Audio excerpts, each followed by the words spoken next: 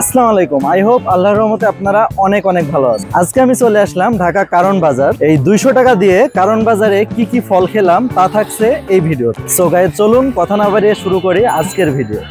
কোনটা দিয়ে শুরু করব ভাবতে ভাবতে হঠাৎ ডাবের দিকে চোখ পড়ল। এই গরমে শরীর ঠান্ডা রাখার জন্য ডাবের পানির চেয়ে ভালো আর কি বা হতে পারে। এই মামার কাছে ডাবের দাম জানতে চাইলে মামা বললেন প্রতি পিসের দাম 100 টাকা।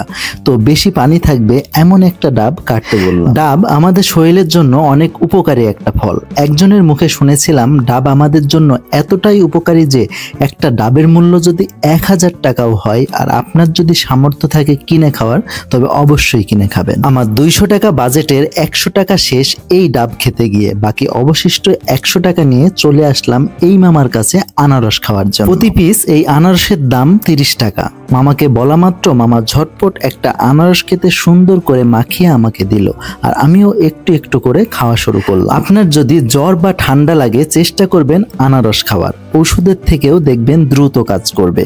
আনারস খাচ্ছিলাম আর ভাবছিলাম নেক্সট কি খাওয়া যায়। তারপর চলে আসলাম এই খালার কাছে পেয়ারা খেতে। সুন্দর দেখে একটা পেয়ারা বাছাই করে খালাকে ওজন দিতে বললাম। ওজন অনুযায়ী পেয়ারাটির দাম হলো 25 টাকা। তারপর পাশেই এক দোকান থেকে পেয়ারাটি ভালোভাবে ধুয়ে নিলাম। আচ্ছা, আপনারা কিভাবে পেয়ারা খেতে পছন্দ করেন? আমি কিন্তু ঠিক এইভাবে কামড়ে খেতে পছন্দ করি। এই পেয়ারাটি কিন্তু অনেক মিষ্টি ছিল, খেতে সেই মজা লাগে। অবশিষ্ট 45 টাকা নিয়ে চলে আসলাম এই মামার কাছে। 20 টাকা দিয়ে এক হালি কলা কিনলাম। খাওয়া শুরু করব, হঠাৎ আমার নানির বয়সী এই মহিলা এসে হাজির। সো 4টা কলা থেকে 2টা কলা ওনাকে দিলাম আর 2টা আমি খেলাম। আর আমার কাছে থাকা অবশিষ্ট 25 টাকা ওনাকে দিয়ে দিলাম। উনি খুশি হয়ে আমাকে এই ছোট্ট বেলটি দিয়ে দিল। আমি নিব না, তবুও অনেক জোর করার জন্য বাধ্য হয়ে নিতে হলো। যদিও বেলটি ভালো ছিল না, তবুও ওনাকে খুশি করার জন্য নিয়েছিলাম। তো এই ছিল আমার 200 টাকার কারণ বাজারের ফল খাওয়ার জার্নি। তো আমার এই কারণ বাজারের আজকের এই ব্লগটি আপনাদের কাছে কেমন লাগলো অবশ্যই কমেন্টে জানাবেন।